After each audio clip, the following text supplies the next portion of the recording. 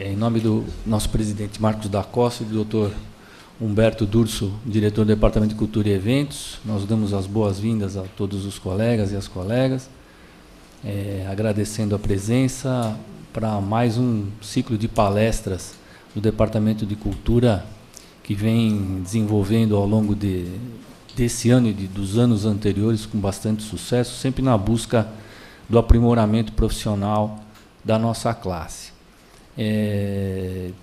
Hoje, com mais ênfase ainda, pelo menos com as palestras que nós temos tido a oportunidade de presidir, focando as alterações ou o novo Código de Processo Civil e todas as alterações que ele trouxe para o cotidiano do advogado que milita na área do contencioso, que não são poucas.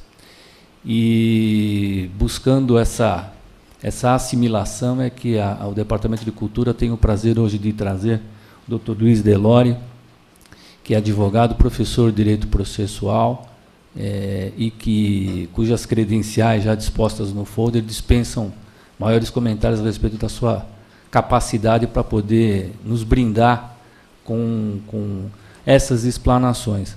Um tema que é bastante recorrente, que tem deixado bastante gente de cabelo em pé, uns apavorados, outros não, menos apavorados, vamos dizer assim, né? Mas não adianta, o código veio, né? Está aí e é instrumento a ferramenta de trabalho para todos aqueles que militam no contencioso. Então, sem maiores delongas e mais uma vez agradecendo a presença do Dr. Luiz, eu passo a palavra a quem eu desejo uma excelente palestra, doutor. Como preliminar ao nosso debate, falando em processo civil, né, a gente sempre tem as preliminares, eu adoraria chegar aqui para os colegas e falar: senhores e senhoras advogados, Dr. Marco Gasperini, nosso presidente nessa manhã, o código vai resolver todos os nossos problemas e a partir de agora a prestação jurisdicional vai ser célere e segura. Adoraria dizer. Dá para dizer isso, gente? Não dá. O código tem muitas coisas boas, sem dúvida, inovações extremamente interessantes. Tem outras inovações bastante complicadas. E tem inovações que já estão dando tanta polêmica, que apesar de boas, eu fico naquela história, mas precisava ter mudado mesmo? Será que não era melhor? E a ideia de um encontro como esse, em que fala das principais novidades do código, e claro, algumas das principais novidades, possível a gente tratar todas as novidades, é exatamente navegar nesses 3 aspectos. Aquilo que é muito bom, aquilo que não é tão bom, e aquilo que algum dia pode vir a ser bom quando a jurisprudência estiver pacificada. Então a ideia hoje deste nosso breve debate é uma visão geral de modificações que alteram o nosso dia a dia, que alteram a nossa atuação profissional, exatamente como destacado na abertura, o advogado do contencioso. Então essa é a preliminar. E a preliminar já esclarecendo o quê? A minha visão do código, infelizmente, não é para ser chato não, por favor, infelizmente é uma visão crítica. No sentido de perdemos uma ótima oportunidade de criar um código que fosse mais simples, de criar um código que resolvesse problemas antigos e de criar um código que não criasse novos problemas. O código é complexo. Eu vou mencionar brevemente, porque dava para fazer um encontro só disso. Tutela provisória. Gente, tutela provisória está difícil. Está complicado. Pega qualquer autor fazendo comentário aos códigos e pega o outro autor, não vamos encontrar pontos em comum. Então, a premissa é essa. Infelizmente, o código não vai resolver o problema da morosidade e, infelizmente, o código vai dar, ou melhor, já está dando trabalho para a gente nesse início de vigência.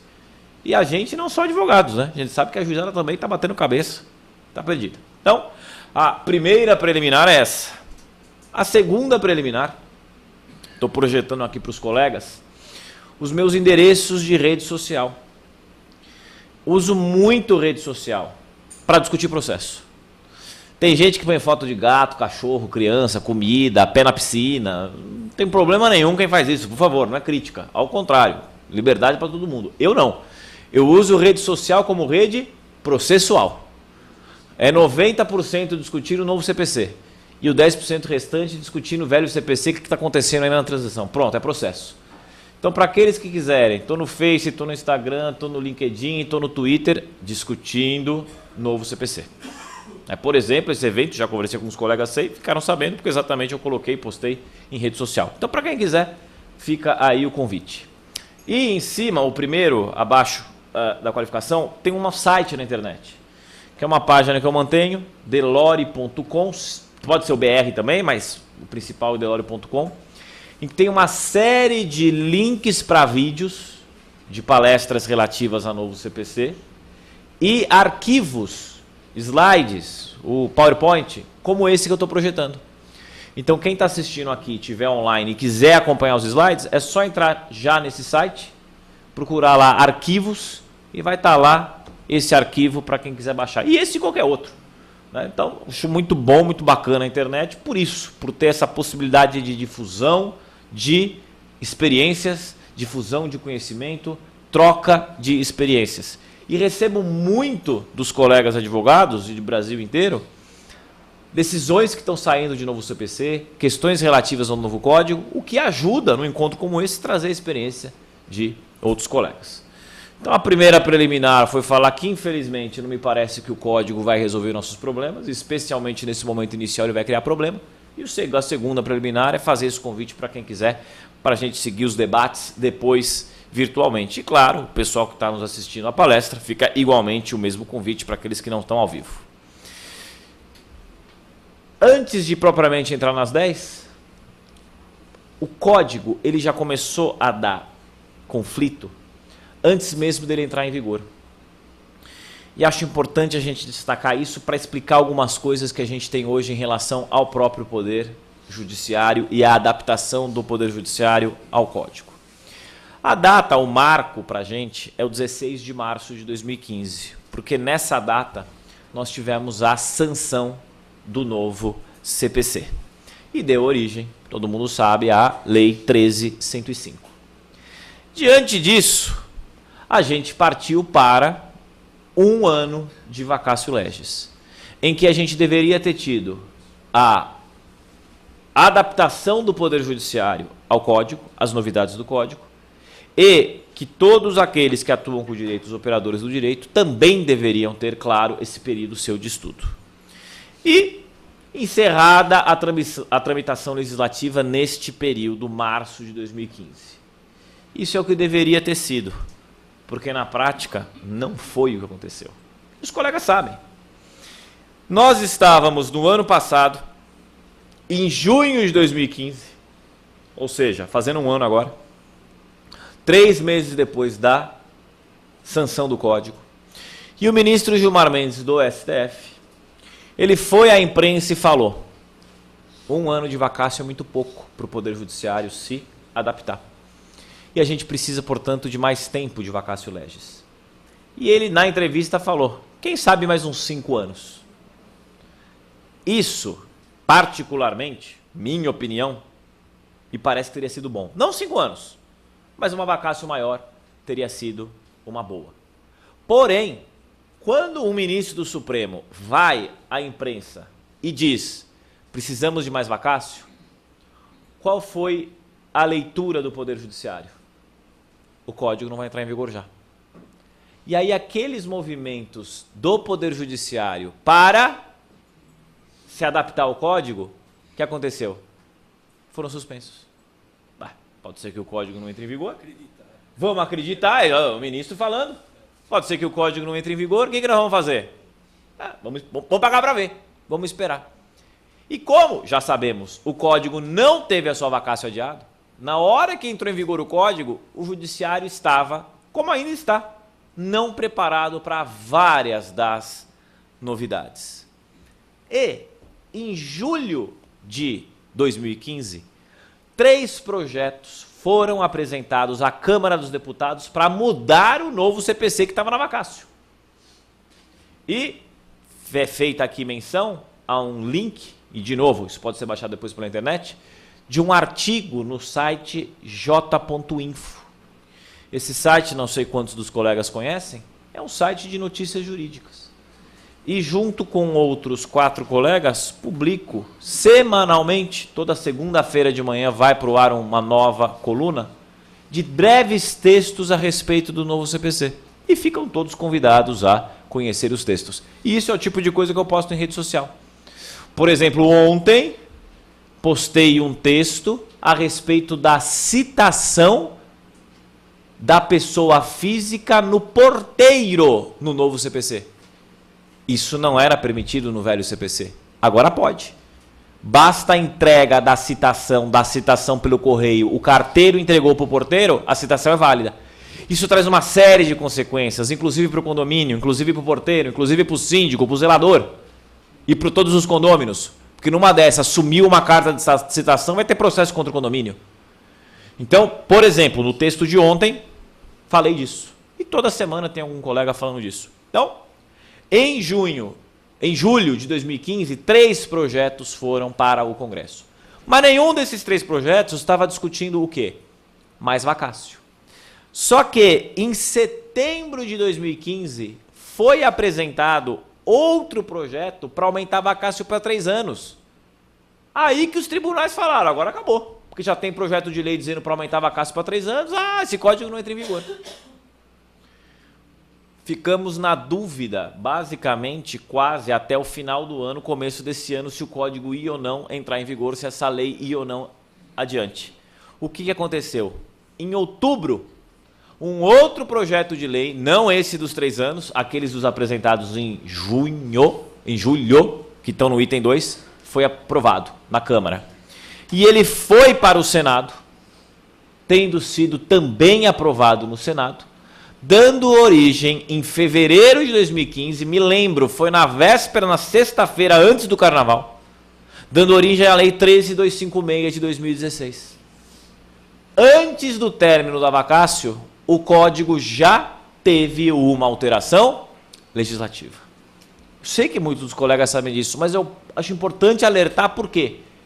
Porque na internet, e viva a internet, tem muito texto bom, escrito à luz da versão original.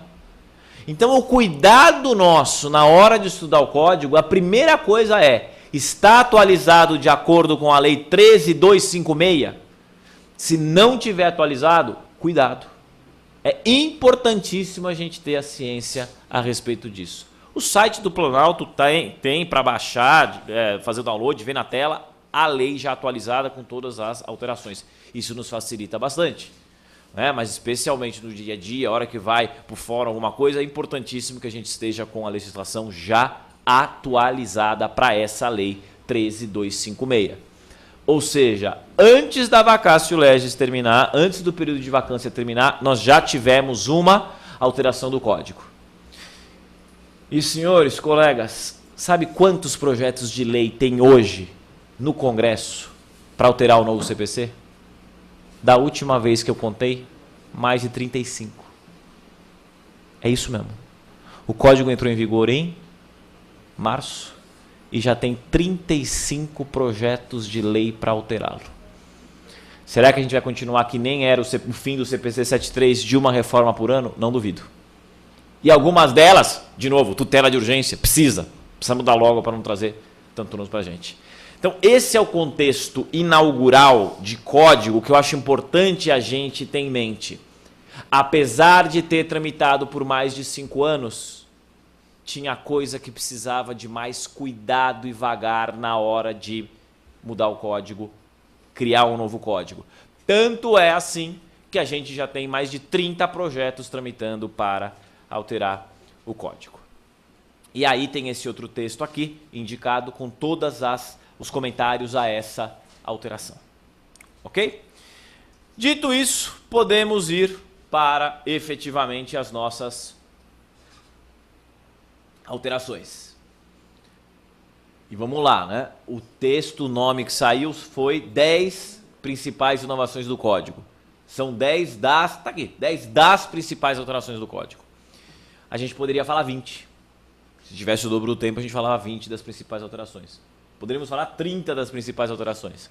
Mas, dentro do tempo, dessa manhã chuvosa e fria, o que também por isso agradeço a presença dos colegas, os que estão presencialmente aqui. Claro, o pessoal que está online está mais tranquilo, não tem tanto esse problema, mas dentro dessa manhã, escolho 10 das principais alterações, trabalhando com vários dos aspectos do código. Não só processo de conhecimento, não só parte recursal, mas um pouco de tudo. Vamos lá. Primeira alteração que me parece bastante relevante. Estrutura. Mas como assim estrutura? O código, a ideia de um código, é você ter uma série de regras, de artigos, de princípios relativos a um mesmo tema. Então temos o Código Civil, Código Tributário, Código de Defesa do Consumidor. E a ideia também de um código, ao contrário de uma consolidação, lembrando da CLT, que é uma consolidação da legislação trabalhista, é que o código tem um corpo com começo, meio e fim. Tem lógica, tem uma estrutura, uma espinha dorsal. E muitas vezes, em relação a qualquer código, a gente deixa isso de lado no estudo do código. E especialmente numa lei nova, especialmente numa lei com mais de 1000 artigos, como é o caso do novo CPC, especialmente numa lei que a gente usa como ferramenta para o nosso cotidiano, é bastante relevante entender essa estrutura do código, entender como o legislador dividiu o código, para que quando a gente estiver atuando, quando a gente tem essa visão de cima, essa visão macro do código, facilita bastante para a gente a compreensão. E o legislador do novo CPC inovou em relação ao velho CPC. No velho CPC, só relembrando, nós tínhamos 5 livros. Processo de conhecimento, livro 1, processo de execução, livro 2, processo cautelar, livro 3, procedimentos especiais, livro 4 e o último, 5º livro, disposições finais e transitórias. O novo CPC fez o quê?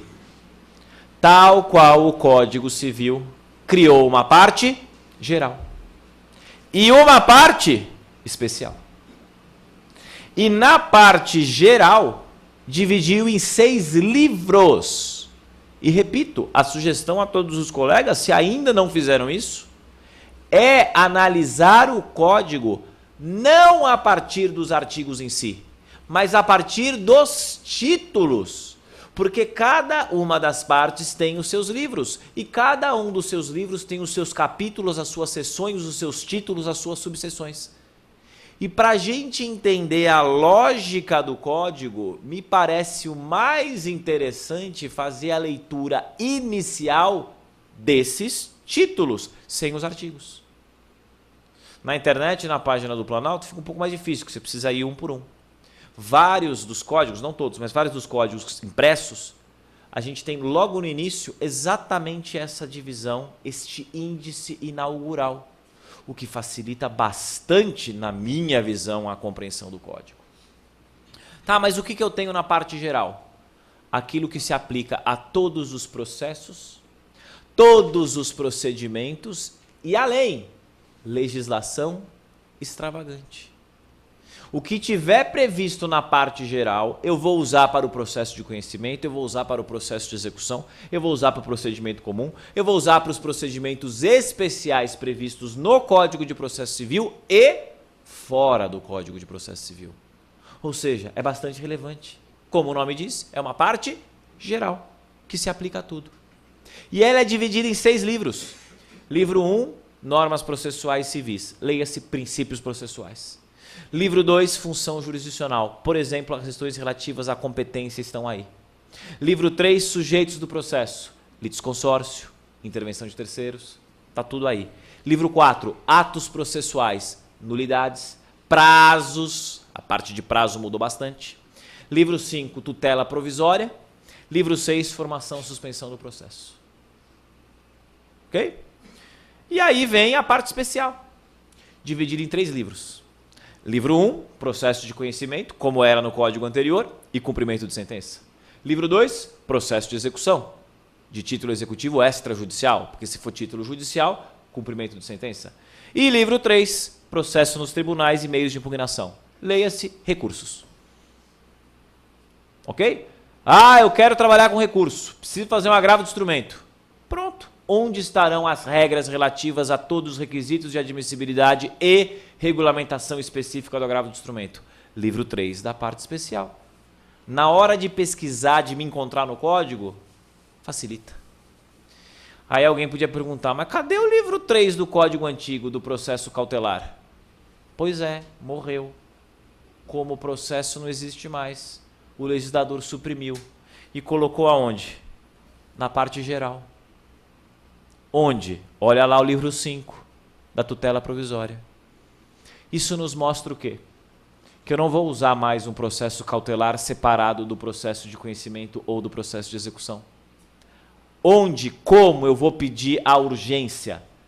No próprio processo de conhecimento. No próprio processo de execução. A gente não está acostumado a isso no processo de execução. A gente vai se adaptar. De novo, a partir da estrutura, eu começo a ter uma visão melhor, na minha opinião, uma visão macro geral do código para que a gente possa trabalhar. Ok? Essa é a primeira inovação que me parece relevante. Segunda, audiência. Ah, essa está dando trabalho. Cada um aqui, se eu perguntar, vai ter uma realidade diferente de audiência. Por quê? Porque cada juiz está fazendo de um jeito. Tem de tudo. Tem juiz que não está marcando audiência nenhuma e nem sabe que existe novo código. Cita para contestar como se nada tivesse acontecido. Tem juiz que está com a esperança ainda e está marcando audiência. Tem juiz que escolhe o caso que ele vai marcar audiência. E tem juiz que não marca nenhuma, mas pelo menos dá um despachinho bonito, dizendo, tendo em vista a falta de estrutura, no momento não é possível a aplicação da regra prevista no 334. Dá uma floreada, né? Por exemplo, aqui no nosso vizinho João Mendes, a maioria dos juízes está usando esse despacho padrão, dizendo, olha, agora não dá para marcar. Então, nesse início de vigência de código, a gente já tem o quê? A lei sendo desconsiderada. Não estou dizendo que está certo ou errado, estou apenas fazendo uma constatação. Porque o código prevê que essa audiência é praticamente obrigatória. Como o legislador previu isso? Primeira coisa, comparando CPC 73, procedimento comum, rito ordinário. Como é que era o trâmite? Inicial, contestação, réplica, audiência inaugural, se fosse marcada, saneamento, audiência de instrução, se fosse necessária, alegações finais e sentença. Esse era o nosso ordinário no código anterior. O que o novo código prevê? O que mudou está em itálico. Então, de novo, aqui era o código de 73, aqui o código novo. Regra do código, petição inicial, que vai começar como? Com uma audiência. Só que olha o nome que eu coloquei em cima. Procedimento comum ordinário? Não. Não existe mais o ordinário. Oh, não existe? Não existe. Ah, mas eu coloquei na petição semana passada. Não tem problema. Tecnicamente é comum só. Por quê? Porque o legislador matou o rito sumário. E se não existe mais o sumário, não existe mais o rito sumário, não existe mais a necessidade de se falar em um rito ordinário. Então, hoje o código só fala em procedimento comum, de um lado, e procedimentos especiais do outro. Então, a rigor técnico, eu não vou chamar mais ação de ordinária. Eu não vou ingressar mais com o procedimento ordinário, porque ele não existe. Só existe o procedimento comum. E como é o procedimento comum? Petição inicial, depois audiência de conciliação ou mediação. Após o término da audiência, sei quando ela ocorrer, é que começa a correr o prazo para contestar.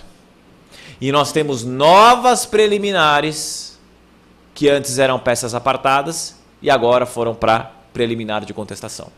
Depois da contestação, nós vamos ter a réplica, agora em 15 dias. Depois da réplica, saneamento do processo. Depois, a audiência de instrução e julgamento, se for necessária. E depois, alegações finais e, finalmente, a prolação de uma sentença. Então, este é o trâmite, o procedimento comum, o passo a passo do novo CPC. A grande mudança, comparando com o comum ordinário, claro que é a audiência. E uma coisa curiosa, por que o legislador acabou com o rito sumário? Porque não funcionava. Porque nenhum juiz aplicava. A maioria dos juízes, e não é isso só na nossa realidade São Paulo capital, estado de São Paulo inteiro, Brasil inteiro. A maioria dos juízes, quando recebia uma causa pelo procedimento comum rito sumário, que começava com uma audiência. Exatamente porque não tinha pauta para audiência, o que o juiz fazia? Convertia em ordinário. Alguns juízes faziam um despachinho bonito, né? Tendo em vista a celeridade, converta o procedimento comum sumário em rito ordinário e pronto. E outros juízes simplesmente falavam, cita para contestar. A prática acabou com a audiência do sumário e, consequentemente, com o sumário. E qual foi a ideia do legislador? Acabar com o sumário, mas criar uma audiência obrigatória. Não ia dar certo. Não ia funcionar. Por quê? A gente não tem estrutura. Outro dia, num dos grupos de discussão, de debate, de processo via internet que participo, um juiz que foi diretor do foro aqui do João Mendes, falou que em novas petições cíveis iniciais, o João Mendes recebe, em média, 6.000 processos mês. E que a capacidade física de sala de audiência, de servidor, de elevador para o fluxo de pessoas, que isso tudo tem que ser analisado, é de 2.000 audiências por mês. Quer dizer, não dá. A realidade não permite que a gente tenha esta audiência inaugural em todos os processos. Não permite. Mas o que o código diz? 334. Caput. Se a petição inicial estiver em termos, o juiz, olha o verbo, designará audiência. Obrigatório pelo código. Pelo código tem que marcar. Parágrafo 1º. Tem que ser realizada por um conciliador ou mediador, onde houver. A gente tem estrutura de conciliadores e mediadores para realizar 6.000 audiências no João Mendes? Não. O código fala que é possível que seja criada uma carreira dentro do Poder Judiciário específica, um concurso específico para isso de conciliadores e mediadores. Em um ano de vacácio, algum tribunal no país criou esta carreira? Não. Especialmente no momento de crise econômica, não tem nem lei criando esta carreira para depois se falar em fazer concurso. Então já começam os problemas daí. Mas, quando a audiência não será realizada? Parágrafo 4º. Só não será realizada a audiência, é isso que o código está dizendo, em duas situações. Quais? Começo pela segunda. Quando não se admitir a autocomposição, ou seja, direito indisponível. Ou seja, basicamente as causas envolvendo o Estado, a União e os municípios, que não dá para abrir mão. Então, bem ou mal, quando eu tiver uma demanda envolvendo o Estado, um município, a União, não precisa ser realizada essa audiência. Fora isso, entre particulares, inciso 1, do parágrafo 4º. A audiência somente não será realizada se ambas as partes manifestarem expressamente desinteresse na audiência. Senhores, o que está escrito? Ambas as partes. Com o perdão da obviedade, o que significa ambas as partes? Concordam? Os dois. Tem gente dizendo na doutrina, com todo respeito, que ambas significa primeiro pergunta para um, depois pergunta para o outro. É isso que está escrito? Não. Dá para interpretar que ambas as partes significa primeiro pergunta se o autor quer. Se o autor não quiser, não precisa marcar. É isso que está escrito? Não. Eu adoraria que tivesse escrito isso. Inclusive, a primeira versão do código saiu do Senado em 2009. Estava escrito o quê? A audiência não será realizada se uma das partes não quiser. A interpretação tem limite. O que está escrito na lei é que os dois não têm de querer para o juiz não marcar a audiência. Esquece o que diz a lei, porque os juízes na prática não estão marcando, mas a gente tem que interpretar. Inciso 1. Se ambas as partes expressamente, novo requisito da petição inicial. Toda petição inicial vai ter que ter o quê? Um último tópico dizendo: juiz, quero ou não quero a audiência. E se eu for omisso e se eu não falar nada, minha leitura, presume-se que você quer. Por quê? Porque o código fala expressamente. Já vi vários despachos. Emende o autor a petição inicial para dizer se quer ou não quer a audiência. Isso para mim o juiz está empurrando o processo com a barriga, né? Certo? Bom, eu sou autor. Eu fiz minha petição inicial dizendo eu não quero audiência. Pela lei, o que o juiz tem que fazer? Marcar a audiência. E, se o réu não quiser audiência, o que ele vai fazer? Parágrafo 5º. O autor deve indicar na petição inicial expressamente seu desinteresse. E o réu deve fazê-lo por petição apresentada com 10 dias de antecedência da data da audiência. Então vamos lá. Estou num caso em que o juiz marcou a audiência, que tem caso que marca. O juiz marcou a audiência para o dia 30 de junho. Eu tenho 10 dias úteis, já falamos na sequência disso, 10 dias úteis para fazer o quê? Se eu sou réu, atravessar a petição dizendo que eu não quero audiência. Ok? Senhores, 10 dias úteis, 2 finais de semana, basicamente 14 dias antes da audiência. 14 dias antes da audiência, eu vou apresentar a petição, dizendo, eu réu, que eu não quero. Pergunto aos colegas que atuam no contencioso. Em 14 dias, a petição vai ser juntada, a petição vai à conclusão, a petição vai ser despachada cancelando a audiência, esse despacho vai voltar para o cartório vai providenciar a remessa à publicação e vai ser publicado. Tem gente rindo aqui, os colegas que estão online, não sei se estão vendo. Por que vocês estão rindo? Existe isso? Gente, isso não existe. Com todo respeito ao pessoal que fez o código, que tem gente brilhante, não advoga.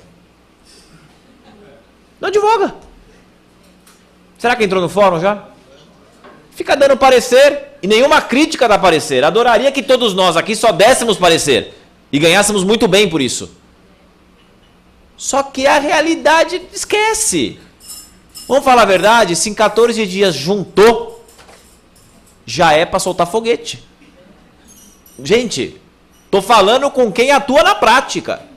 Não é assim? Então, na prática, se o autor falar não quero audiência e o réu falar não quer audiência, não vai ter ido nem para a conclusão e chegou o dia de audiência. Não é isso? Ah, não vou nessa audiência. Não quero saber, não vou na audiência. Pronto. A maioria dos juízes não está marcando mesmo. Então o juiz que marca a audiência, eu não vou. Tá bom. O que diz o parágrafo 8º? Que para mim essa norma não é só absurda, é inconstitucional.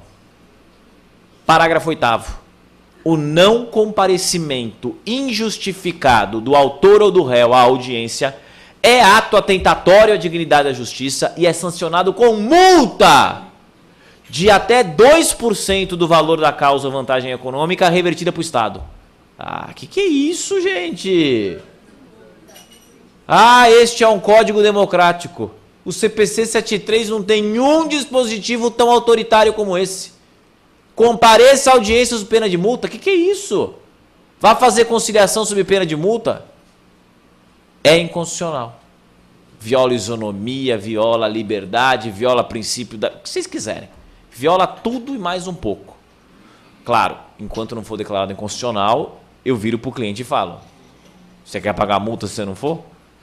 E aí vem uma outra dúvida. O que significa não comparecimento injustificado? Para mim, eu falar para o juiz que o cliente não tem condições de fazer acordo ou não quer fazer acordo naquele caso, polo ativo ou polo passivo, para mim é o suficiente para já ser justificado. Mas vai ter juiz que vai dizer o quê? Não. Só se tiver doente, se tiver fora do Brasil, se tiver qualquer outra coisa, eu não quero saber. A EPJ tem que vir em todas. Pessoa jurídica tem que comparecer em todas as audiências, não quero saber. Porque o meu conciliador e o meu mediador é tão bom que a hora que você comparecer à audiência, você vai fazer acordo. Certo? Mas, qual que é uma grande dificuldade dessa audiência? O Brasil é um país continental. E tanto pessoa física, mas especialmente pessoa jurídica, pode ser chamada a litigar em qualquer lugar. Eu fui dar uma palestra para colegas advogados na OAB de Goiânia, e um colega falou: eu faço Goiás e Tocantins. Tem uma comarca que é 800 quilômetros de Goiânia e não tem aeroporto. Quer dizer, se eu for fazer audiência, eu perco um dia para ir, um dia para voltar. Vale a pena eu tomar a multa? Aí eu falo, pergunta para o cliente, né?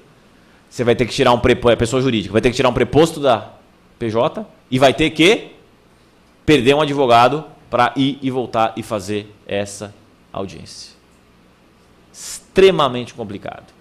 Mas, eu conversava com um colega antes de começar a palestra, o código resolveu esse problema de distância. No parágrafo 7º. A audiência de conciliação pode realizar por meio eletrônico, nos termos da lei. Pronto! Todos os fóruns têm banda larga de internet, todos os fóruns têm sala de videoconferência. Então, se eu tiver que fazer uma audiência imprudente, e se tiver alguém de prudente, um abraço para o pessoal que está vendo de online, pertinho, prudente pelo menos chega de avião, né? Se eu tiver que fazer uma audiência imprudente, é fácil. Eu vou ao João Mendes, na sala de audiências virtual do João Mendes, e vai ser realizada uma audiência virtual com prudente, que tem também a sua sala de audiência virtual. Existe isso, né, gente? Fórum não tem ar-condicionado. Eu estou falando de sala online com internet. Isso não existe. Mentira, existe. No Rio Grande do Sul. Na 4ª região da Justiça Federal. Mas é exceção no Brasil, não é regra. A ideia da audiência inaugural é muito boa. Só falta estrutura. Uma colega levantou a mão, vou só pedir a gentileza de deixar para o final, principalmente o pessoal online. Mas eu vi, tá certo? Tá claro, gente. Vamos para a realidade. A maioria dos juízes não está marcando a audiência. É o que o código diz? Não. Mas pelo princípio da celeridade, pelo acesso à justiça, infelizmente a solução me parece melhor. E aí o juiz faz o quê? Cita para contestar em 15 dias. Como era no código antigo. Tem gente que diz que isso causa nulidade do processo. Não vejo nulidade, porque não há prejuízo a ninguém e o processo fica mais rápido. Via internet, um colega do interior do Espírito Santo, não me lembro a comarca, se não diria, ele mandou uma mensagem pelo Facebook. Delori, vi você falando da audiência, não sei o que, etc. Aqui na minha comarca estão marcando audiências em todos os processos. Eu falei, isso tá bom ou tá ruim? Ele falou, eu recebi hoje, isso faz um mês mais ou menos, maio, início de maio. Ele falou, eu recebi hoje uma citação para fevereiro de 2018. Aí eu falei, colega, de forma nenhuma eu estou duvidando da sua palavra, mas você me despacha o despacho? Ele, claro, processo eletrônico, pode entrar e olhar. O processo foi ajuizado em maio de 2016. A audiência é marcada para fevereiro de 2018. O juiz está seguindo a lei. E o colega até perguntou, o que eu faço? Eu falei, olha, não compra essa briga sozinho. Vai para a OAB. Não é só seu esse problema. Ele, não, com certeza, está todo mundo aqui desesperado. Vai para a OAB. É a briga da OAB. Quer dizer, fevereiro de 2018, aí você vira para o cliente e fala o quê? O cliente fala, como é que está meu processo? Não, estamos aguardando a audiência. Daqui 2 anos. Gente, quer dizer, boa ideia, só que ela não se aplica à nossa realidade. Né? Uma colega aqui do presidente falou, isso aí nem na França. Talvez na Suíça essa audiência funcione. Suíça, não França. Menorzinho, né? Gente, talvez lá funcione. Gente, aqui não dá. E por favor, não é crítica a quem fez o código, é a melhor das intenções. Porque isso é para o Congresso. E muita gente no Congresso falou, gente, isso não vai dar certo. Não, vamos, beleza. Então a crítica é a todo mundo. Eu também falei, critiquei, etc. Mas passou. Deixamos passar. Terceira inovação.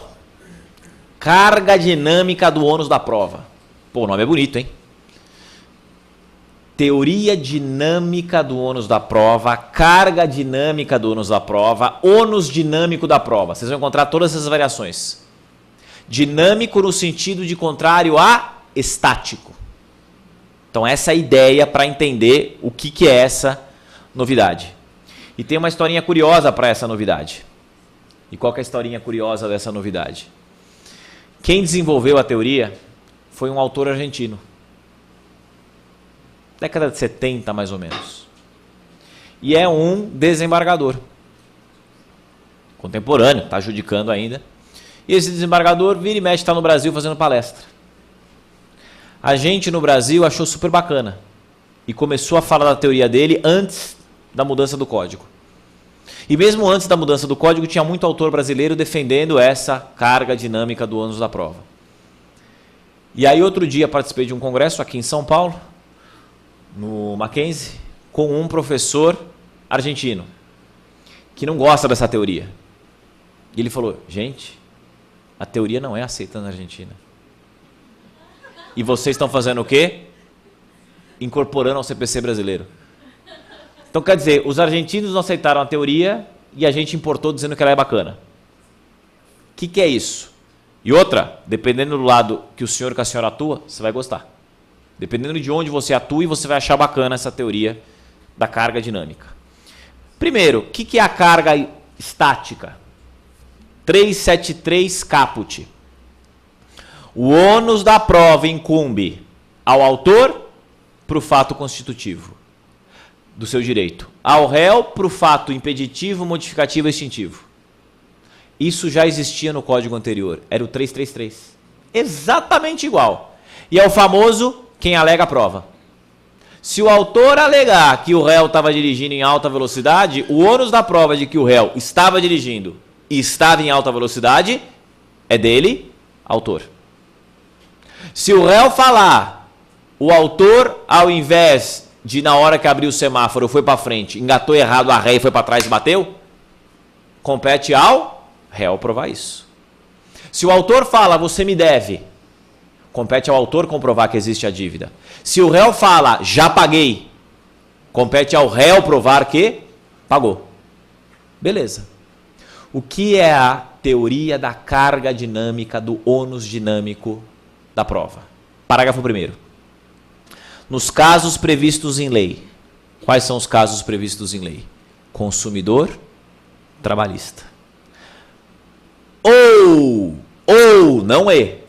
Nos casos previstos em lei, já tem lei. Ou, diante de peculiaridades da causa, considerando a dificuldade do encargo nos termos do caput, ou maior facilidade de obtenção da prova do fato contrário, pode, não deve, pode o juiz atribuir o ônus de modo diverso. Em síntese, de quem é o ônus da prova agora? Não sei. De quem o juiz determinar. Quando? No começo do processo? No meio do processo. Eu, se sou réu e normalmente sou advogado de réu, eu não gosto. Se eu sou autor, parte mais fraca e hipossuficiente, eu vou achar uma beleza. E não estou falando só de consumidor, porque consumidor já existia a previsão em lei específica. Especialmente aqui quem for advogado de pessoa jurídica, mudou a forma de advogar. Porque o juiz pode em cada processo virar e falar, o ônus é seu. Pô, mas como é que eu vou fazer essa prova? Sei lá, se vira. Vantagem, olha depois da vírgula. Pode o juiz atribuir o ônus da prova de modo diverso, vírgula, desde que faça por decisão fundamentada, caso em que deverá dar à parte a oportunidade de se desincumbir do ônus. Isso é bom. O que significa? Antes de começar a instrução, o juiz vai ter que dizer o ônus da prova para o fato X é do autor, o ônus da prova para o fato Y é do réu. Se o juiz não fizer isso, embargos de declaração por omissão. Acho complicada a regra, por quê? Porque o juiz da primeira vara vai entender de um jeito, o juiz da segunda vara vai entender de outro, e eu, seja autor, seja réu, eu vou ter que ver no caso concreto quem vai ter o ônus da prova e vou ter dificuldade de montar uma estratégia antes de um processo judicial. Aqui a situação, claro, fica mais fácil para o autor, de uma forma geral dificulta para o réu. Não adianta aqui a crítica, isso já vem sendo aplicado no novo código, muitos juízes estão fazendo isso, outros tantos não estão fazendo, então precisa aí a gente como advogado apontar, precisa embargar de declaração, porque excelência precisa dizer de quem é o ônus. Ponto positivo, acabou o debate que existia mesmo no CDC, se o juiz precisava avisar ou não de quem era o ônus da prova. Agora está claro pelo código que isso precisa ser esclarecido pelo juiz antes da efetiva instrução. Ok? Quarta novidade, prazo.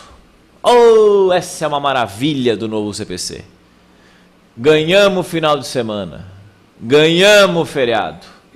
Semana passada teve feriado e a gente pôde ficar tranquilo, porque quando tinha o início do prazo na quarta-feira e quinta e sexta-feira era feriado, segunda-feira já era meu prazo de embargo de declaração e eu me lasquei no feriadão que eu precisei trabalhar.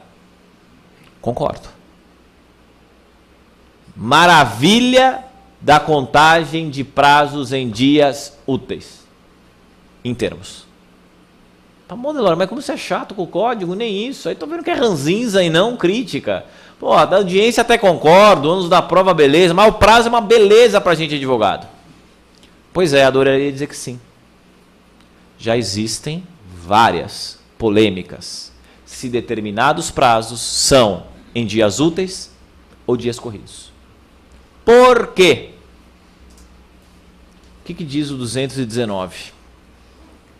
Na contagem de prazo em dias, seja estabelecido em lei, seja estabelecido pelo juiz, só são computados os dias úteis. Beleza. O juiz me falou 3 dias, quinta, sexta, segunda. O juiz me falou 3 dias, sexta, segunda e terça. Não é mais sexta, sábado e domingo e na segunda-feira eu apresento. Que maravilha. Pois é.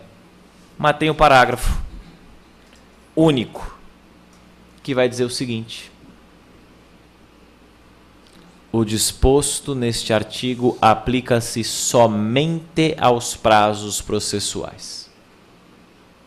Aí vocês vão dizer, é óbvio, porque é um código de processo.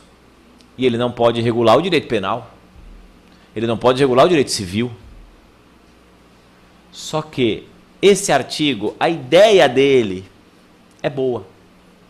Só que o artigo não leva em conta que a gente no direito adora arranjar problema, né?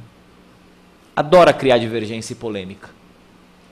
Existe um grande debate, já no código anterior, do que é um prazo processual e do que é um prazo material. Por quê?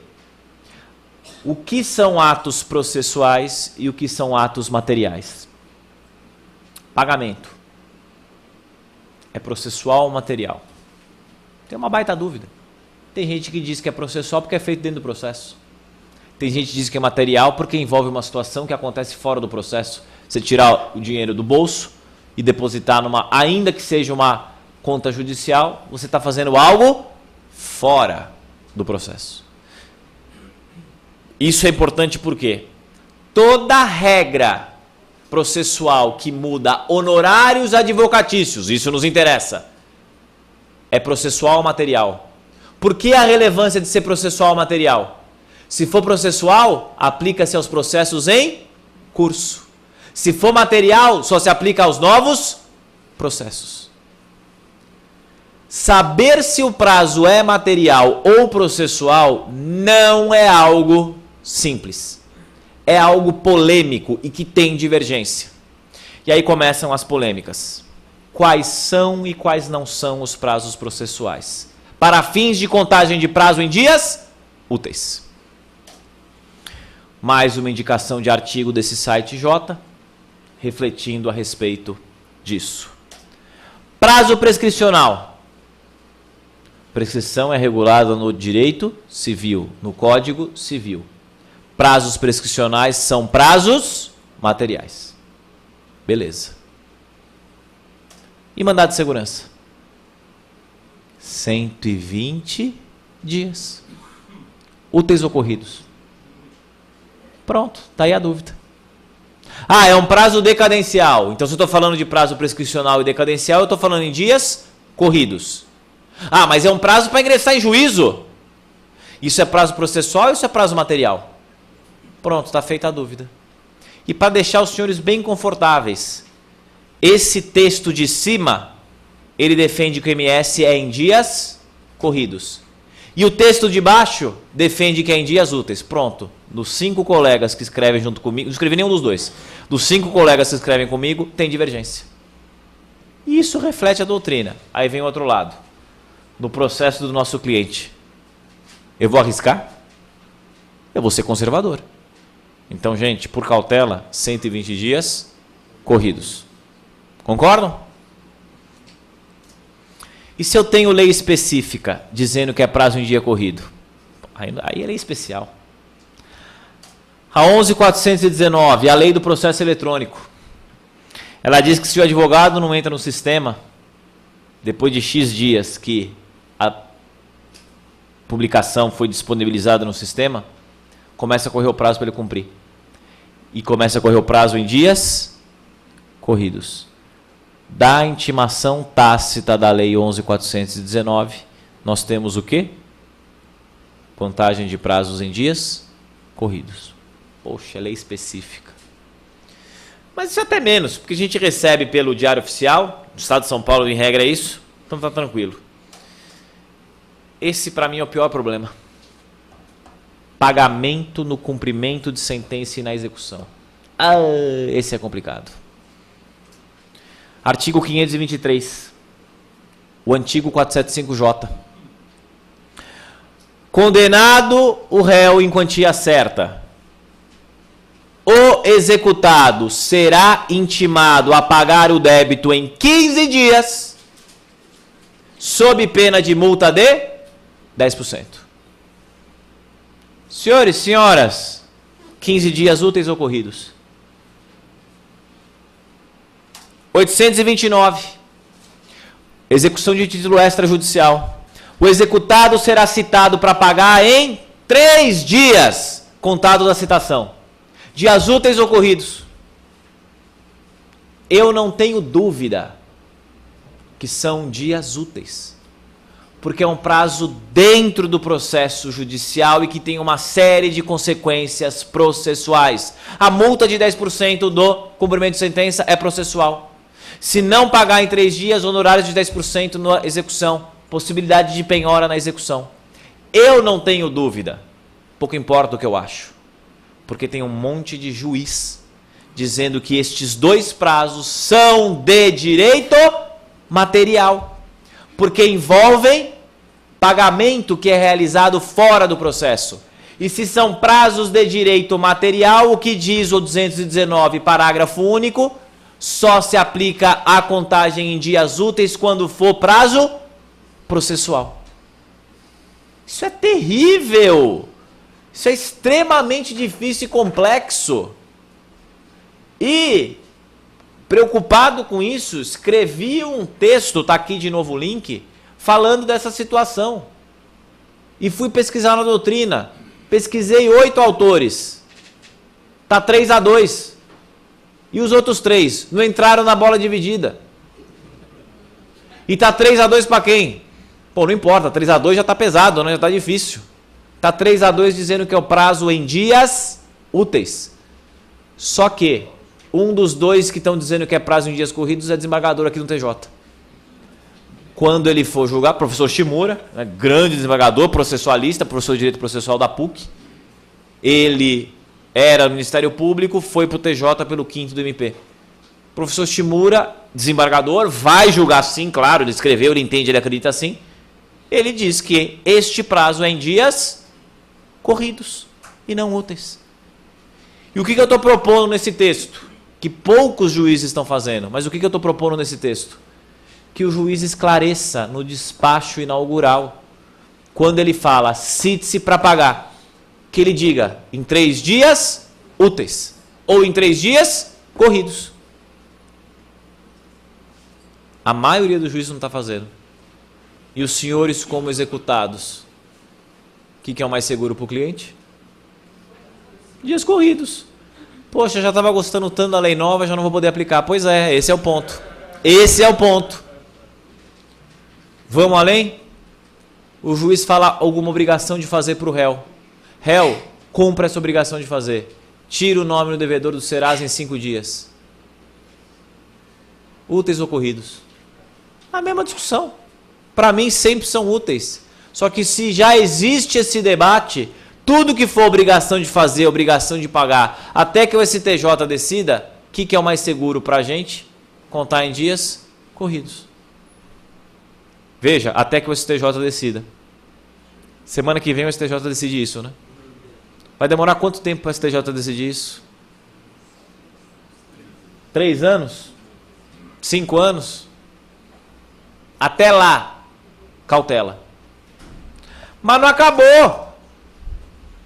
E no processo do trabalho? Aplica de forma subsidiária. E no processo penal? E o desastre completo, juizado?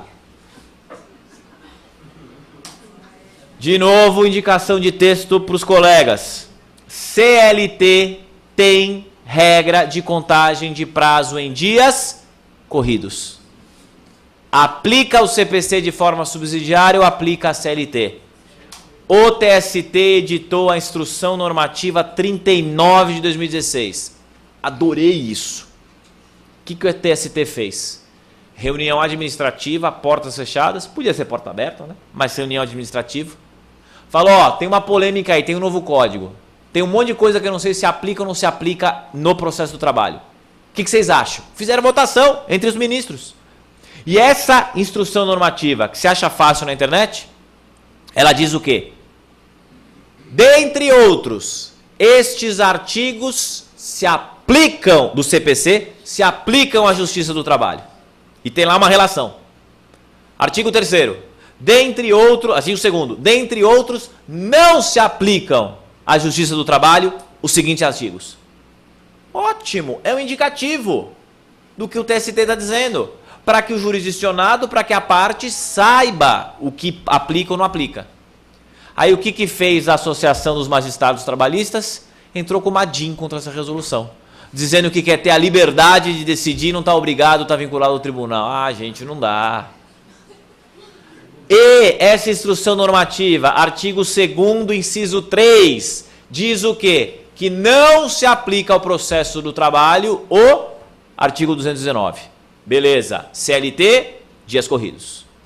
Processo penal tem regra própria de contagem de prazo processual em dias corridos. Portanto, não se aplica de forma subsidiária o novo CPC. Ok? Juizado. Aqui está a lambança. Não sei quem atua em juizado, sabe do que eu estou falando. Enunciado 45 da Infam. Que história é essa de enunciado? E o que é isso? A Escola Nacional de Formação e Aperfeiçoamento de Magistrados, a Infam, realizou em agosto do ano passado um encontro com 500 juízes em Brasília para discutir novo CPC. Os juízes por 3 dias discutiram o código e elaboraram e votaram 62 enunciados, que é a primeira visão do Poder Judiciário, ainda não jurisdicional, em relação ao novo código. E o que o enunciado 45 diz? A contagem de prazos em dias úteis aplica-se aos juizados. Isso foi em agosto. Eu falei, que beleza, que maravilha, está tudo resolvido, está tudo ótimo. Em março, uma semana antes da vigência do código, um outro grupo de juízes, o do FONAGE, Fórum Nacional dos Juizados Especiais, soltou na imprensa uma nota técnica dizendo, olha, Infam não manda nada em juizado, quem manda em juizado sou eu. E já estou te dizendo que pelo princípio da celeridade, não se aplica aos juizados especiais a contagem de prazos em dias úteis. Eles só não disseram o que eles aplicam. Será que eles estão aplicando o CLT? Porque não tem forma de contagem de prazo na Lei 9.099. Não tem outro código, o código anterior foi revogado. Só que, de novo, eu vou arriscar. E sabe o mais bacana? Foi feito no dia da vigência do código, no dia 18 de março de 2016, um encontro de juízes aqui em São Paulo dos juizados. É o FOGESP. Eu adoro as siglas, né? Infam, FONAGE, FONAGEF, FOGESP. FOGESP, Fórum dos Juizados Especiais de São Paulo. Tinham 200 juízes. Eles votaram para saber se seria dias úteis ocorridos. Deu 110 a 80. 110 a 80, se a conta não está errada, e eu não esqueci matemática, a gente não sabe, mas essa até a gente sabe fazer conta do direito, né? 110 a 80 dá 190. 10 juízes não votaram. Ih, não sei, difícil, deixa lá. E foi 110 a 80 para quê? Para dizer que os prazos são em dias corridos. Aí o juiz que votou dizendo que é dia corrido e ganhou, ele fala, aplica-se o enunciado do FOGESP. O juiz que votou contra fala, não se aplica. Eu vi uma história, não sei se é verdade, se tiver alguém aqui até de Santos me avise se é verídica, que o juiz em Santos colocou uma plaquinha na porta do gabinete dizendo, os prazos desses juizados são contados em dias úteis. Então, quer dizer, para saber como é que conta o prazo agora, eu tenho que ver a plaquinha na porta do juizado. Código próprio do juiz. É isso. Não arrisque contar prazo no juizado em dias úteis. Até você ter certeza que aquele juizado está contando o prazo em dias úteis. Poxa, meu feriadão já era. Pois é. Aí eu faço a pergunta. Não teria sido melhor, menos traumático, manter o sistema antigo e aumentar todos os prazos? A gente aumentou todos os prazos, menos o dos embargos de declaração. Agravo de instrumento passou para 15. Agravo interno, o agravinho regimental, que era 5, passou para 15. o único prazo que permaneceu em 5 embargos de declaração. Poxa, a gente podia ter aumentado todos os prazos para 15 e mantido a forma de contagem anterior. Aí eu não ia ter dúvida para o juizado, eu não ia ter dúvida para o pagamento ou não. Cuidado com prazo em dia útil. O que eu tenho certeza que é prazo em dia útil? Contestação, apelação e os outros recursos. O resto, tem dúvida. E aí, há um mês, num curso para colegas advogados, um colega nosso de Piracicaba virou e falou que o juiz da X-Vara de Piracicaba, não lembro qual que é, se não dizia, ele solta os seguintes despachos. Cumpra em 3 dias corridos. Pode o juiz fazer isso? Poder não pode, porque o 219 está dizendo o quê? Sejam os prazos estabelecidos em lei ou estabelecidos pelo juiz. E o colega fala que esse juiz de Piracicaba, em todos os processos ele despacha. Este prazo será contado em dias corridos. Está errado, claro que está errado. Só que o tipo de coisa, você vai pagar para ver? Para o cliente, a não ser que a gente tenha de causa própria, né? Não, vou entrar com processo nessa vara em Piracicaba só para fixar a tese que está errado o juiz. Tá bom, você tem tempo e dinheiro para isso, está ótimo. Agora, para o nosso cliente, a gente vai ficar discutindo a respeito de prazo ou a gente quer o mérito? O mérito, esse é o ponto. O direito processual não deve ser mais importante que o direito material. Processo é instrumento, é forma de tutelar o direito do cliente e não tumultuar o direito do cliente. Certo? Acho ótimo ter final de semana. Porém, fico extremamente preocupado com essa divergência quanto aos prazos. Mas vamos em frente. Nova fundamentação da sentença. O que diz o novo CPC a respeito disso? Artigo 489. Não se considera fundamentada qualquer decisão judicial, seja interlocutória, sentença, acórdão, inclusive monocrática, que, e aí vem vários incisos, se limita a indicar, reproduzir, copiar ato normativo, sem explicar relação com a causa ou a questão decidida. 2. Empregar conceitos jurídicos indeterminado, boa-fé, dignidade da pessoa humana, proporcionalidade, razoabilidade, sem explicar o motivo concreto para incidência no caso concreto. 3. Invocar motivos que se prestem a justificar qualquer decisão. É o famoso presentes os requisitos, defira a tutela antecipada. Ausentes os requisitos, defira a tutela antecipada. Ou o que eu mais gosto, mantenha a decisão por seus próprios e jurídicos fundamentos. 4. Não enfrentar todos os argumentos deduzidos no processo, capazes de, em tese, infirmar, afastar a conclusão adotada pelo julgador. É o famoso nega o provimento aos embargos de declaração, porque o Poder Judiciário não está obrigado a responder todos os argumentos da parte, se já encontrou argumentos suficientes para afastá-los. 5. Se limita a invocar precedente e súmula sem indicar os fundamentos determinantes ou demonstrar que o caso de julgamento se aplica àquela situação. E o contrário. 6. Deixar de seguir enunciado ou precedente invocado pela parte sem demonstrar a distinção ou a superação do entendimento.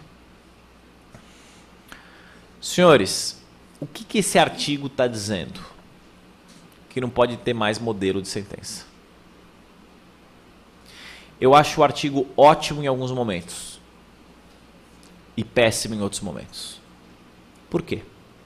Causa pacificada de tributário. Cada sentença o juiz vai fazer de um jeito.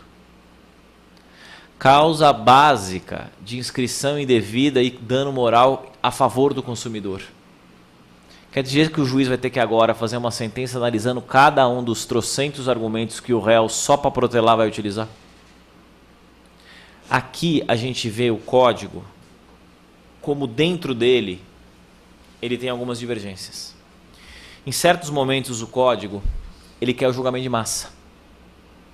E reconhece que é para ter o julgamento de massa.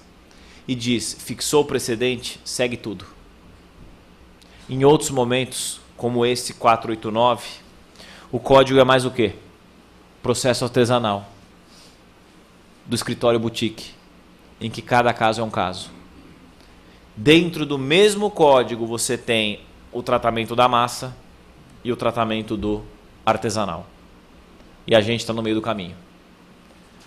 Senhores e senhoras, é óbvio que o juiz não pode dizer, presentes os requisitos, defira a tutela antecipada. Mas também não dá para exigir que em qualquer processo de batida de carro o juiz faça um tratado jurídico. Esse artigo 489, me parece, ele errou na dosagem do remédio. Ele é um ótimo remédio. Mas quando ele coloca todos, em qualquer, em sempre, em tudo e precisa, ele vai dar margem para quê? Para explosão de embargos de declaração dizendo que a decisão não está adequadamente fundamentada. E isso vai fazer com que o processo demore mais. Gente, não é só a favor nossa, é contra nós que esse artigo vai ser utilizado. Principalmente para quem quer protelar processo. E principal, se não houver a fundamentação correta, qual seria a consequência? Nulidade. Concordam? Não fundamentou, vai ter que ser nulo. Só que olha o que diz o 1013, parágrafo 3º, inciso 4. Na apelação, se o processo estiver em condições de julgamento, o tribunal deve desde logo decidir o mérito quando, inciso 4, decretar a nulidade por falta de fundamentação. Vocês entenderam? O código diz, juiz fundamenta direitinho. Se não fundamentar, embargo de declaração. Se continuar não fundamentando, nulidade. Mas, chega o tribunal e fala, juiz, você não foi um bom menino. Puxão de orelha. Você não fundamentou. Mas, eu, tribunal, vou dizer que é nulo, só que julgar o mérito. Gente, na prática, dá na mesma. De novo, gosto da ideia do artigo, porque ele evita esse juiz que diz, presentes defiro. Só que ele, na minha opinião, exagerou na dosagem. A gente, como advogado, vai ter que encontrar um ponto médio de como trabalhar com esse artigo. Porque se a gente, advogado, embargar a declaração de tudo, esse artigo vai virar letra morta. E o tribunal vai falar, mas todo processo vai ter alegação de nulidade porque não fundamentou direito. Se todo processo tem, nenhum processo tem. E o tribunal não vai acolher essa situação. Mas é uma nova ferramenta importante e a gente precisa entender. É importante inovação do código.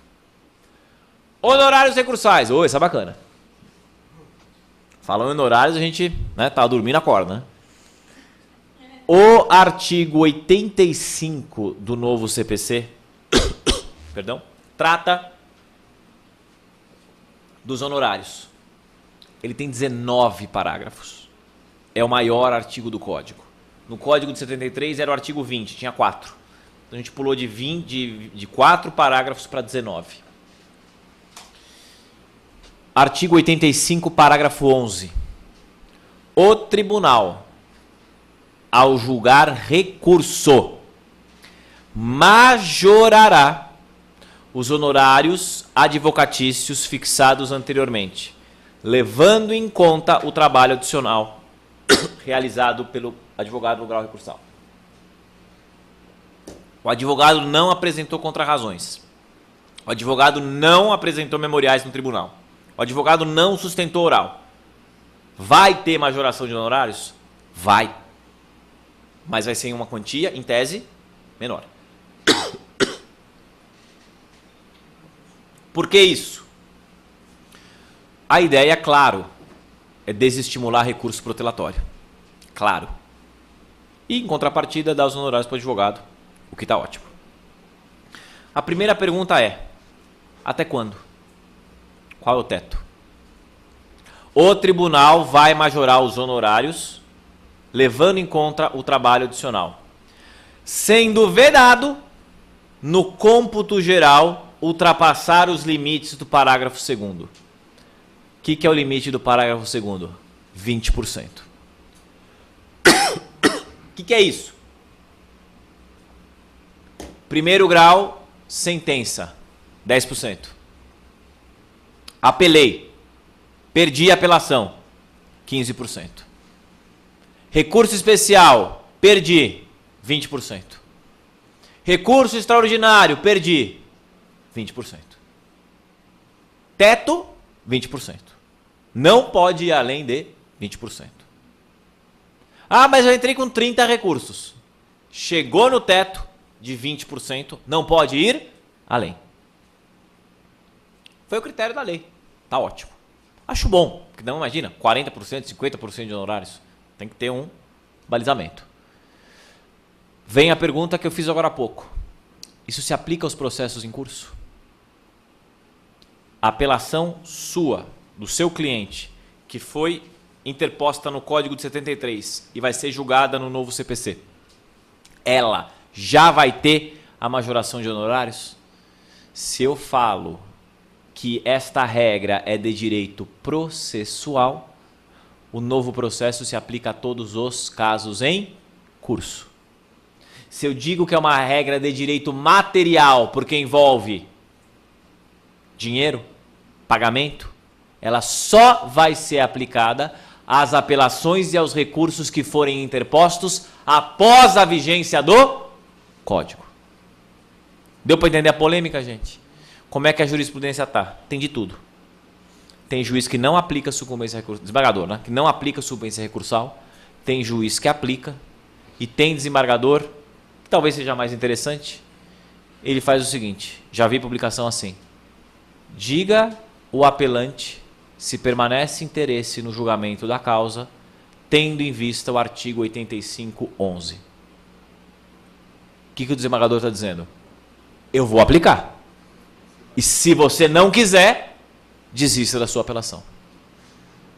Tem de tudo.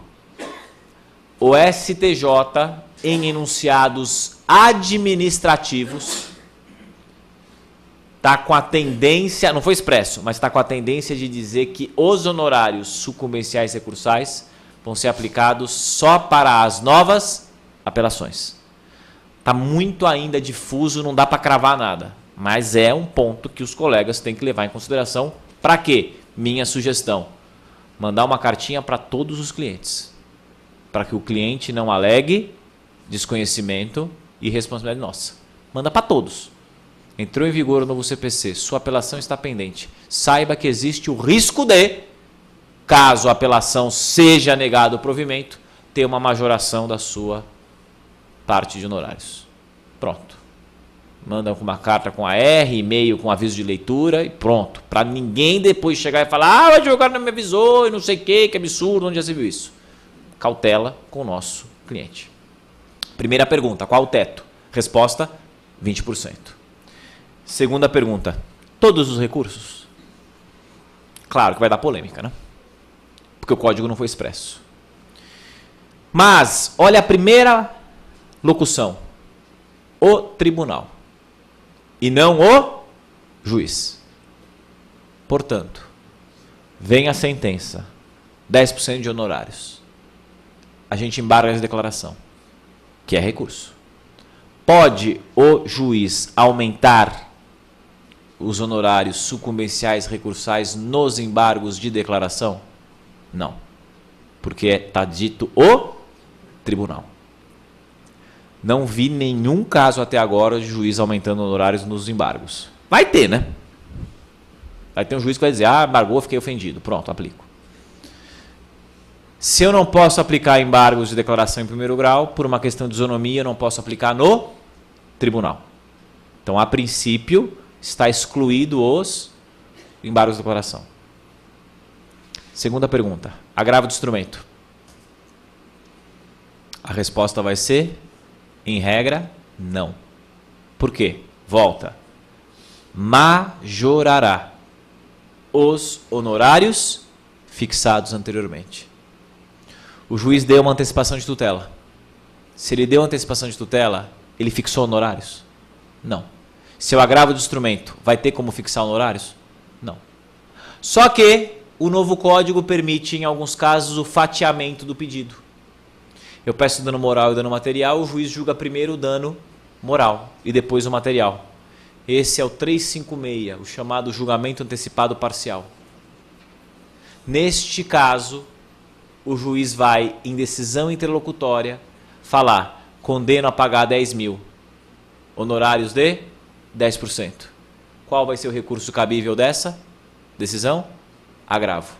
E neste caso, o agravo vai ter a majoração de honorários? Vai. Ok? Tirando isso, todos os outros recursos vão ter majoração de honorários. Até 20%. Ok? Tutela provisória. Ai, esse aqui é difícil. A tutela provisória, repito, dava pra gente trabalhar só ela 3, 4 horas numa boa. Qual é a ideia da tutela provisória? Pegue o processo cautelar, pegue a antecipação de tutela, mistura no liquidificador e joga junto uma inovação que chama tutela de evidência. Adoce e coloque sal a gosto. O resultado disso, tutela provisória. Artigo-chave 294. A tutela provisória pode fundar-se em urgência ou evidência. Parágrafo. A tutela provisória de urgência é cautelar ou antecipada. E pode ser concedida em caráter antecedente e incidental. Hein? Como é que é? Vamos lá. Eu tenho um gênero, que é o da tutela provisória. Traduzindo, decisão liminar. Decisão no início do procedimento e antes, portanto, da decisão final. Tutela provisória é o que a gente está acostumado de chamar de liminar. Tem duas espécies: tutela de urgência ou tutela de ou da evidência. Tutela de urgência. O nome já diz. Eu tenho uma situação de urgência. Tutela de evidência. Traduzindo, liminar sem urgência. Bacana. Nós, como advogados, chega o cliente no escritório. Ele tem uma tese muito boa. Um direito bom. Só que não tem urgência. O que a gente fazia no código anterior? Forçava a barra. Inventava, contava história triste. Para quê? Para conseguir a liminar. Nos requisitos previstos em lei, não precisa mais.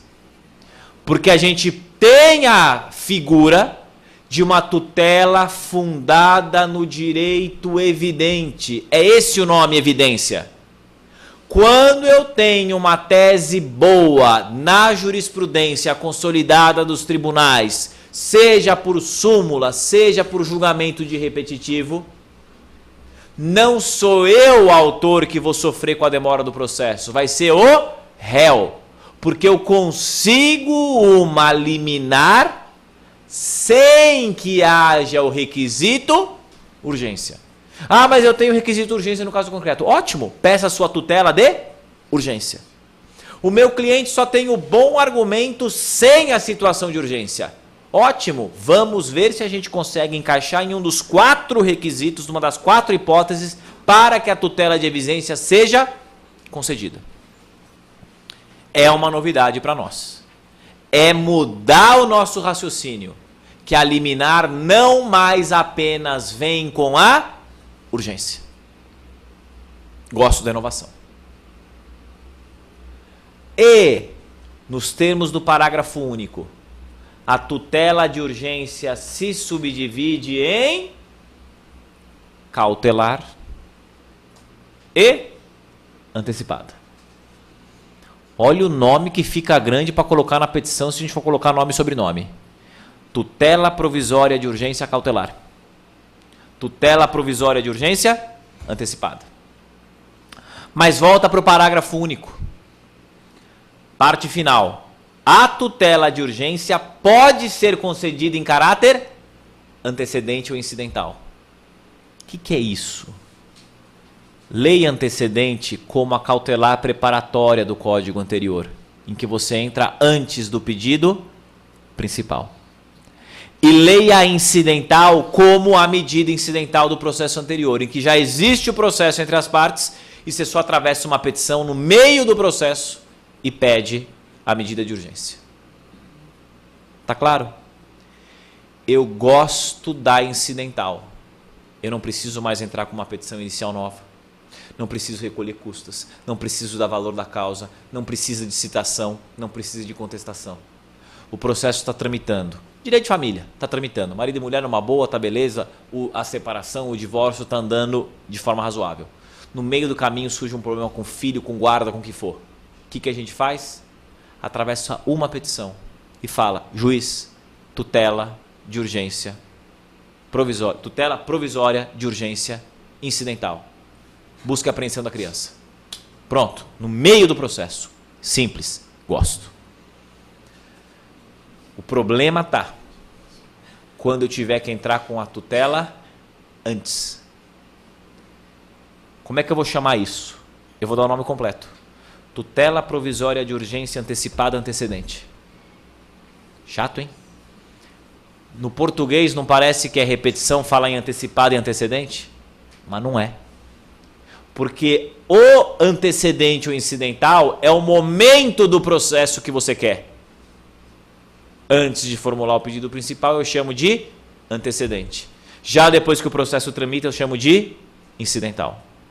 E o que é a diferença entre cautelar e antecipada? Que infelizmente permaneceu no código. É a ideia de que a cautelar serve para resguardar, proteger.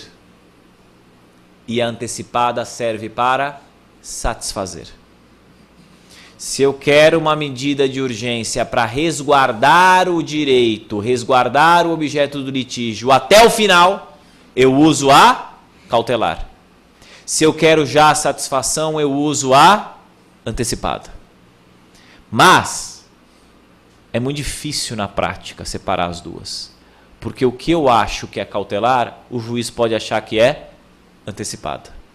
Exemplo, tirar nome de cadastro restritivo de crédito. Você está resguardando o nome do cliente ou você já está satisfazendo o objetivo do cliente? Dá para você interpretar das duas formas.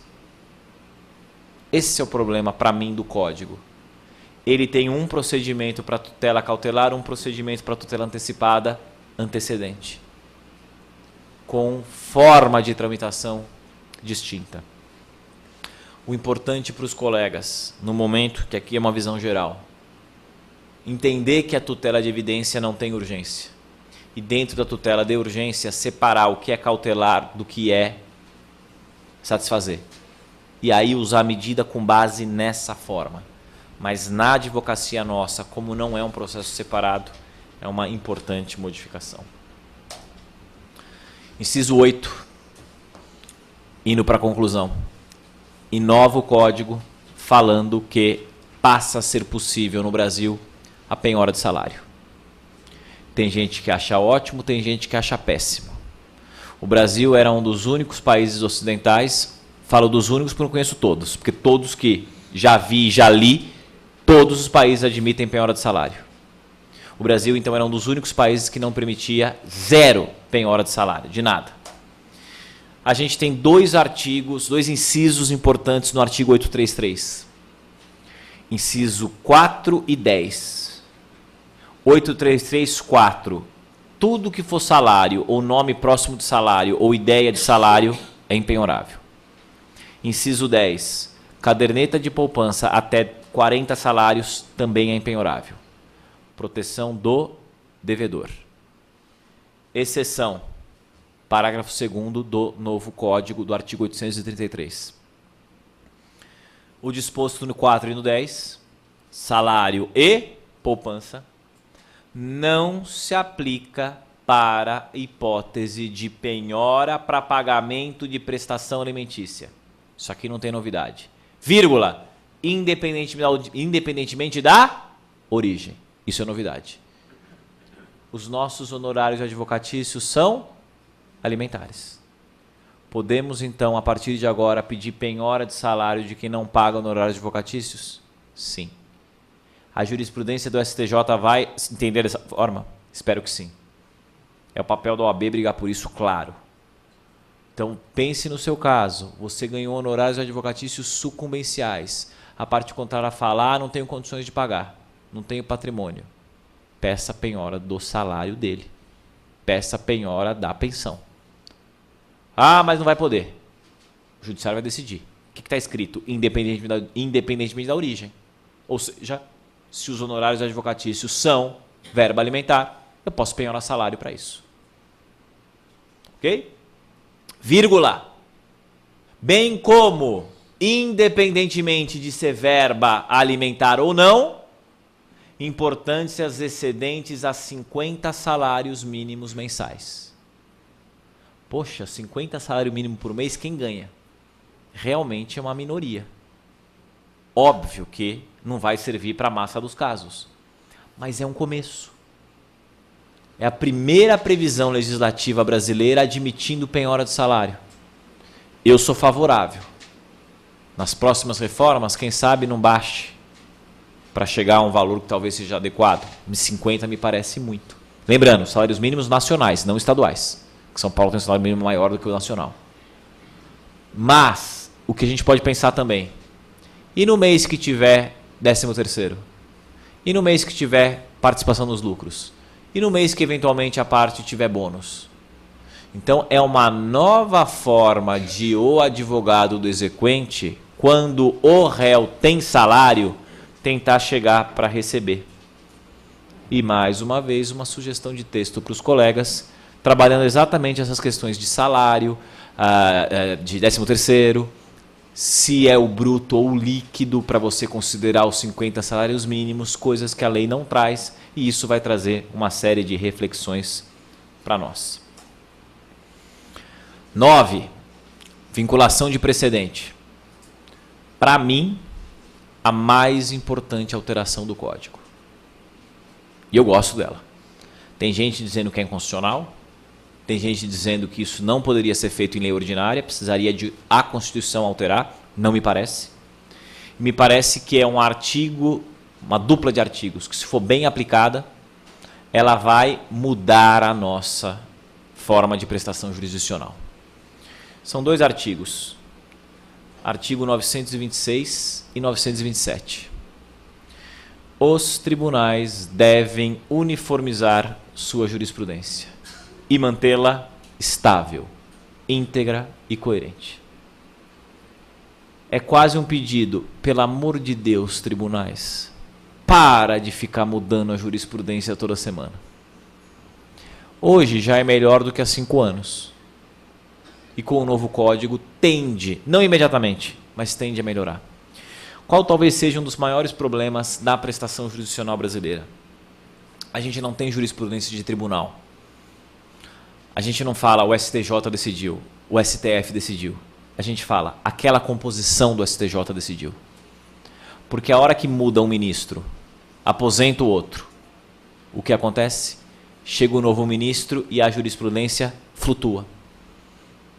Isso é muito ruim. Traz instabilidade, gera recurso. O 926 está dizendo, pelo amor de Deus, tribunais, mantenha a sua jurisprudência firme. E o 927 é mais incisivo. E diz o quê? Os juízes e tribunais observarão e cria precedentes vinculantes. Inciso 1. Decisões do controle concentrado. Já era assim pela Constituição. É só repetição. Inciso 2. Súmula vinculante. Já era assim por força da Constituição. É só repetição. Inciso 3, novidade. Decisão do incidente de resolução de demandas repetitivas, que é novidade no Código. E recurso extraordinário especial repetitivo. Novidade. Os recursos repetitivos do STJ, tem vários. Eles eram antes meramente persuasivos. Eles passam a ser vinculativos. Inciso 4. As outras súmulas do STF e do STJ. Opa! Toda e qualquer súmula agora vincula. Inciso 5. Orientação do pleno ou órgão especial quanto aos juízes inferiores. Órgão especial do TJ São Paulo decide alguma coisa. A partir de agora, todos os juízes do estado de São Paulo vão ter de seguir aquele precedente. O que eu estou buscando? Segurança jurídica. O que eu estou buscando? Isonomia. O que eu estou querendo evitar? Cada caso um caso. Repito, tem gente que gosta, tem gente que não gosta. Ah, mas e a liberdade do juiz? Eu tenho um sistema. E o sistema só funciona se eu tiver o quê? A observância da base do que o topo diz. É o nosso sistema. Piramidal. Supremo e STJ no topo, os juízes embaixo. Me parece uma boa inovação. Tem muita resistência dos próprios juízes e da gente, da advocacia. Se eu sei que a decisão não vai ser revertida, eu viro para o cliente e falo, nós vamos perder no tribunal. E se a gente perder essa causa no tribunal, você vai pagar mais honorários. Faz a conta, vê o que vale a pena. Só que hoje eu viro para o cliente e falo, não sei se eu vou perder. Que quem sabe até lá, o tribunal pode mudar de entendimento. O que eu falo para o cliente? Vamos recorrer. Essa análise de vai valer a pena ou não recorrer é nossa. O cliente vai decidir, mas a gente vai falar, essa decisão não muda.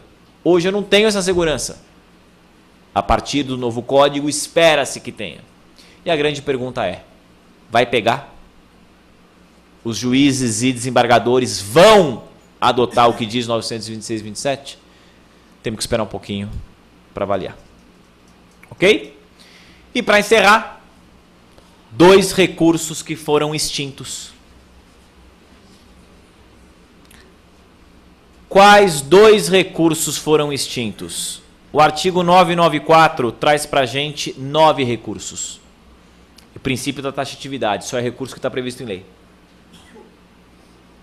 Portanto, temos 9 recursos.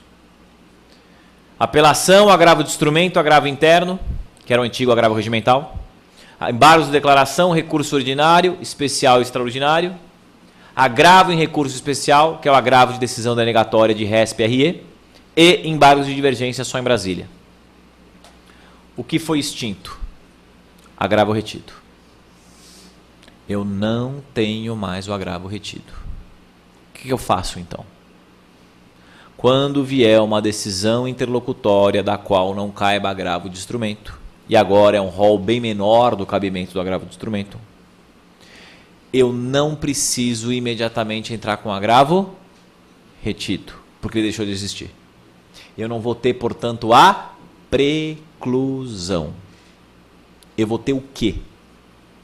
Eu espero o momento da apelação. E em preliminar de apelação, eu vou falar, tribunal, a minha prova pericial que eu pedi há 6 meses foi indeferida. A sentença foi desfavorável porque aquela prova pericial não foi realizada. Portanto, o tribunal tem de ser anulada a sentença porque não foi feita a perícia. Onde eu alego isso? Na apelação, em preliminar de apelação. Eu não tenho mais, portanto, o agravo retido. Sistema anterior, se eu não agravasse retido, a matéria estava preclusa. Dúvida. Preciso fazer que nem na trabalhista? O que a gente tem na trabalhista? Protesto. Na trabalhista, se eu não faço na audiência o protesto, para não ter a preclusão, e eu discuto isso no recurso ordinário, o TRT fala, meu amigo, já era, está precluso. O que diz o 1009, parágrafo 1º? As questões resolvidas na fase de conhecimento, se não couber agravo de instrumento, não são cobertas pela preclusão e devem ser suscitadas só na preliminar de apelação. Minha interpretação, não está falando nada de protesto. Tem alguns poucos autores dizendo que precisa do protesto. O que é o protesto? O juiz não acolheu um pedido do seu cliente. Se for na audiência, diz, excelência, consta no termo, eu vou discutir isso na apelação. Ou, se for fora de audiência, atravessar uma petiçãozinha dizendo, eu vou recorrer dessa decisão na apelação. Que seria o protesto antipreclusivo. Repito, minha opinião, não existe. Não está escrito no 1009. Mas, como tem gente na doutrina dizendo, trago este cuidado para os colegas. Mais uma vez, na dúvida, protesta. Aí, de novo, falando com colegas em encontros como esses. Isso foi um juiz de São Roque. Na audiência, o advogado falou, excelência, minha contradita foi negada, por favor, que conste do termo de audiência que eu vou discutir isso em preliminar de apelação. O juiz falou, não precisa. Não tem necessidade. O advogado falou, excelência, como tem uma divergência doutrinária, eu prefiro que conste do termo para evitar prejuízo ao cliente. Aí o juiz, bacana, não sabia que existia, bom saber. Mas aqui na vara eu não vou aceitar, então entra com agravo retido. Aí o colega falou, mas não existe mais agravo retido. Ué, se não existe agravo retido, não existe processo antipreclusivo. Doutor, o senhor quer entrar com agravo retido? Ele falou, tá bom, entra com agravo retido. E o que ele fez? Agravo retido, que não existe mais. Aí depois ele circulou a ata de audiência para nós. Frankenstein, né? Mas né? A advocacia tem dessas, né? O que você vai fazer? Vai ficar quieto ou vai entrar com agravo retido? Agravo retido, claro. Né? Entre não deixar falar nada do termo de audiência e o juiz falar, você tem que apresentar isso como agravo retido, apresenta como agravo retido e pronto. Está feita a ressalva. Coisas do judiciário. E o outro que acabou foram os infringentes. O 2-1, né? Quando nós tínhamos um 2-1 no tribunal, a gente podia ingressar com embargos infringentes. E os embargos infringentes é a coisa mais curiosa do mundo. Né? Falei agora de Frankenstein, vamos falar de outro monstro aí. Zumbi. Walking Dead, para quem está assistindo a série bacana agora, nova, não sei das quantas. Highlander, para quem preferir, mais antigo. Ele não morre. Toda vez que alguém tenta matar os infringentes, ele volta. Desde o Código 73 a gente tenta matar os infringentes. Qualquer reforma processual a gente tenta matar os infringentes. Eles ficam lá. Na versão do dia 16 de dezembro de 2014, aprovada no Senado, não tinha nada de infringentes. Nada, zero. No dia 17, parece filme. Parece aquele filme lá que o monstro nunca morre, né? A hora que você pensa que ele morreu, ele vai... Na última votação no Congresso, não é piada, foi aprovado um destaque para que voltassem os infringentes com outro nome, de outra forma, que é o 942. Quando o resultado da apelação for não unânime, 2-1, o julgamento terá prosseguimento na sessão a ser designada com a presença de outros julgadores em número suficiente para virar. Então eu tenho 2-1. Qualquer que seja o 2-1, o que eu vou ter que ter? Chama mais 2 desembargadores e prossegue. De ofício, automaticamente. É uma técnica de julgamento que lembra o quê? O reexame necessário contra a Fazenda. O que está acontecendo muito aqui em São Paulo? Você tem a possibilidade, parágrafo 1º, de já prosseguir o julgamento na mesma ascensão, colhendo os votos dos julgadores que eventualmente façam parte do órgão. Então, se eu tenho uma Câmara com 5, dos 3 ficou 2-1, chama os outros 2 na hora e julga. Mas eles não prestaram atenção na sustentação oral. O tribunal quer jogar logo, acabou. E o que está acontecendo muito no cafezinho? Um desembargador vira para o outro. Pelo amor de Deus. Sem voto vencido hoje, hein? Vão embora logo para casa. Não gosto da novidade. Não gosto. Porque às vezes é uma divergência menor. Valor de honorários. Segue em frente. Né? Ou bem você tem um recurso, ou você tira. Mas não foi isso que o código fez. Senhores e senhoras, acabei me alongando, era para terminar um pouquinho mais cedo para a questão dos debates. Aqui são alguns dos livros que eu tenho de novo CPC. Vou fazer o sorteio hoje deste mini. Para quem quiser, existe aí um link para pegar um cupom de desconto para aquisição pela internet. E a CASP sempre tem descontos bons. E, mais uma vez, estão aqui os contatos para quem quiser seguir esse nosso debate via rede social. Peço desculpas por ter avançado um pouquinho o horário, agradeço a gentileza do senhor presidente de mesa, Dr. Márcio Gasperini, e estou à disposição para quem quiser para algumas perguntas. Obrigado pela atenção.